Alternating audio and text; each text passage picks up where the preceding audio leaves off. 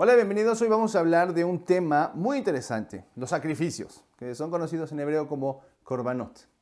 Ahora, dentro de este tema, realmente hay muchas preguntas y hay mucho misterio porque es un tema bastante complicado, tiene muchos secretos y realmente va a ser muy difícil comprender al 100%. Pero vamos a entender de por lo menos comprender en por lo menos una forma superficial qué significan estos korbanot, estos sacrificios. Además de ser complejo y muy extenso, en realidad el tema puede llegar a ser para algunas personas un tanto controversial, a causa de que habían sacrificios también de animales y eso hoy en día es algo un poco, raro. Pero creo que es muy importante tratar de entender qué significa eso.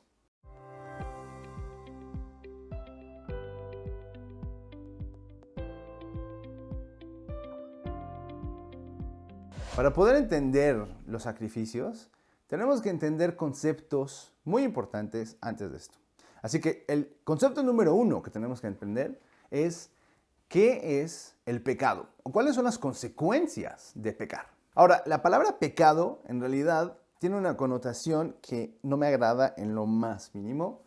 Creo que no vamos a utilizarla. En vez de eso, vamos a hablar del pecado, pero en hebreo.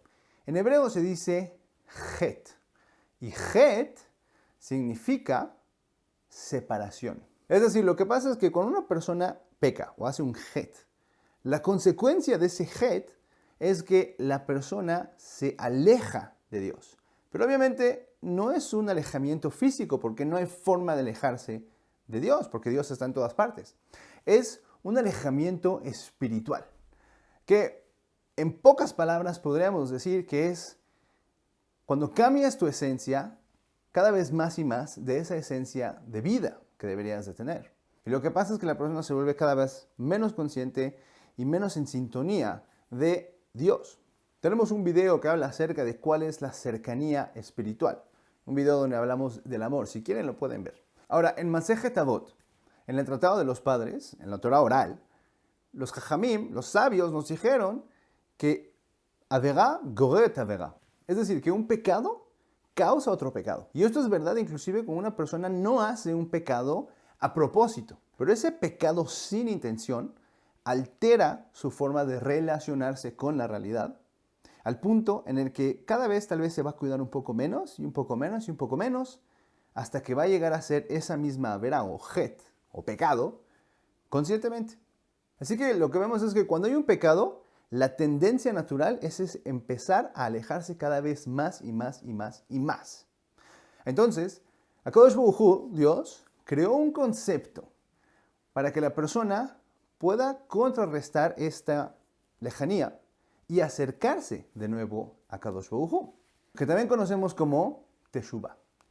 Teshuvah muchas veces es traducido como arrepentimiento, pero es mucho más que eso. La raíz de Teshuvah es Shuv, que quiere decir regresar. Y el sufijo Ei representa a Dios. También tiene una explicación cabalística, pero por ahora no vamos a entrar tan a fondo. La idea es que la persona regresa a Dios. Cuando teníamos el Beit HaMikdash, teníamos este concepto de korbanot, que son los sacrificios. Y de nuevo, la palabra sacrificios no realmente me gusta mucho, así que vamos a utilizar la palabra en hebreo. La raíz de la palabra korbanot viene de kirba, es decir, cercanía. Korbanot está hablando de cómo la persona se puede acercar a Dios. Entonces vemos que het, o el pecado, separa, y el korban acerca, de kiruv. Cuando una persona había hecho un het, o un pecado, sin querer, sin voluntad, lo que tenía que hacer es traer un korban, traer un sacrificio.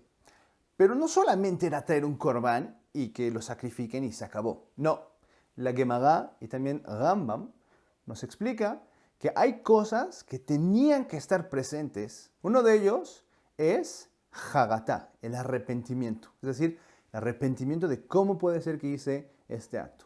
Número 2, está hablando del vidui, que es la confesión. Es decir, cuando la persona dice, hice esto y está mal. Ojo, no se lo tienes que decir a nadie, lo puedes decir simplemente entre tú y Dios. Y número 3 es Kabbalah Le'atid, lo que quiere decir que tomas para ti en el futuro una cierta responsabilidad de no volver a hacer ese acto que cometiste. Podemos ver que el animal realmente no era la parte más importante. Era un requisito, pero lo más importante era el Ruach Nishbera, es decir, ese espíritu roto. Cuando la persona realmente se arrepiente de lo que haya hecho y realmente siente que quiere cambiar con toda su esencia. Eso es lo más importante. Pero en algunos korbanot, en algunas ofrendas, se tenía que traer aún así el animal. Y los sabios nos dicen que hay muchas razones para esto, pero una de ellas, o tal vez de las más importantes, es hacerle entender a la persona que te portaste como un animal. Es decir, tú como ser humano estás en un nivel muy alto de conciencia, pero por estar viviendo inconscientemente e irresponsablemente, es como si hubieses bajado un nivel y te comportaste como un animal. Así que por eso tienes que traer un animal. También le decían a la persona que lo que le estaba pasando a ese animal al ser degollado y sacrificado es algo que realmente le debería de haber tocado a esta persona. Pero en vez de él, le está pasando al animal. Entonces esto ocasionaba en la persona un tremendo shock. Era como un despertar. Nos dice Jajamim que muchas veces la persona vive como robot. Estamos acostumbrados a hacer esta rutina y llevar nuestra vida. Y muchas veces, desgraciadamente, necesitamos de un evento muy fuerte para que nos despertemos. Entonces uno de los roles que tenía estos sacrificios era que la persona tuviese que parar su vida, tuviese que invertir su dinero y su tiempo y su ser en ver esto y que no llegue a ese punto de corrupción espiritual total. Entonces la persona, mucho antes de que llegue a hacer algo terrible, ya se vuelve consciente del nivel en el que tiene que estar viviendo. La Gemara nos relata que tenemos 613 mitzvot. 248 mitzvot hace, que son las mitzvot positivas, donde te dicen que tienes que hacer esto, y tienes que hacer esto, y esto, y esto. Y también tenemos 365 mitzvot lotase, que son los mandamientos negativos, es decir, donde te dicen no hagas esto, no robarás, no matarás, etc. Y nos dice el Zohar y muchos comentaristas como Rabbi Nachman o Rabbi Natán, nos dicen que cada mitzvah es paralela a una parte de nuestro cuerpo. Entonces, cuando una persona hace una avega, un het o un pecado, él está afectando una parte espiritual de su cuerpo. Ahora, esto eventualmente también puede llegar a afectar su cuerpo físico. Entonces, es a través de los korbanot cuando se podía contrarrestar todas estas consecuencias negativas de que la persona había hecho estos pecados. Ahora, cabe aclarar que no todos los korbanot o sacrificios eran sacrificios de animales. También había sacrificios de vegetales, como también había sacrificios de cosas inanimadas, como sal e inclusive vino. Ahora, dentro de todas estas categorías, el sacrificio de animales creo que es una de las preguntas más comunes cuando hablamos de korbanot, de sacrificios, y es, ¿cómo puede ser que podemos llegar a degollar un animal si el animal no hizo nada? ¿Qué culpa tiene el animal? ¿Por qué hacer algo tan bárbaro hacia los animales? Y la verdad, es una excelente pregunta, es una muy buena pregunta. Hay muchas personas que pueden sentir repudio por la idea y sentir que es algo totalmente deplorable. Pero vamos a tratar de entender qué dice el judaísmo, porque realmente es una muy buena pregunta. El judaísmo, que realmente es algo que siempre busca la paz y es algo que siempre busca el hacer bien. ¿Cómo puede ser que permite que haga sacrificios de animales? Eso, la verdad, puede llegar a sonar un tanto sanguinario. El mismo judaísmo tiene una mitzvah, un mandamiento, donde prohíbe maltratar animales. Esto es algo muy interesante porque el judaísmo tenía una regla de no maltratar animales desde hace miles de años, lo que en el mundo solamente hasta hace poco están volviéndose conscientes que tenemos que hacer. Pero, ¿cómo puede ser que podemos hacer sacrificios? En la Guisa nos explica que el alma se divide en netzitzot. Y las netzitzot son como estos pequeños pedacitos de alma que se tienen que ir perfeccionando. Ahora, ¿cómo se perfeccionan estas netzitzot? Pues es a través de las mitzvot. Es decir, cuando una persona hace lo correcto y hace la voluntad de Dios, entonces estas netzitzot se empiezan a corregir.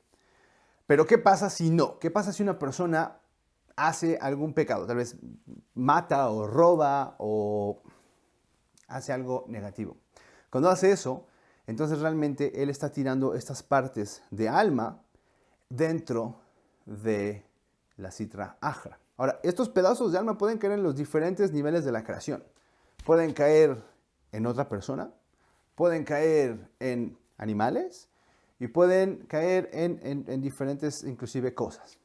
Ahora, todo esto es un proceso de reencarnación y etcétera, el cual no realmente vamos a entrar. En esta ocasión tal vez podamos hacer un video explicando qué pasa con la reencarnación. Ahora, los animales que llegaban a el Beit HaMikdash y eran destinados para hacer un sacrificio, para hacer un corbán, era la mejor forma de poder elevar los netzitzot que hubieran dentro de esta alma. Así que en realidad no era algo sanguinario de ir y matar animales nada más. Era hacerlo con la conciencia de que aquí hay un trasfondo espiritual muy fuerte, muy fuerte.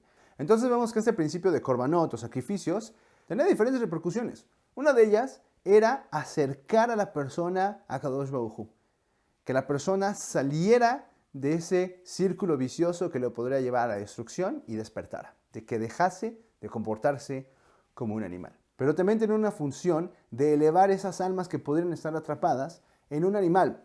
Y ojo, no solamente en un animal, porque como dijimos, también habían ofrendas de vegetales como de objetos inanimados, de domem, que es la sal. Así que yo espero que hayamos aprendido bastante de esta idea de los korbanot, de los sacrificios, y podamos tomar esta idea, interiorizarla y llevárnosla a nuestra vida al día a día.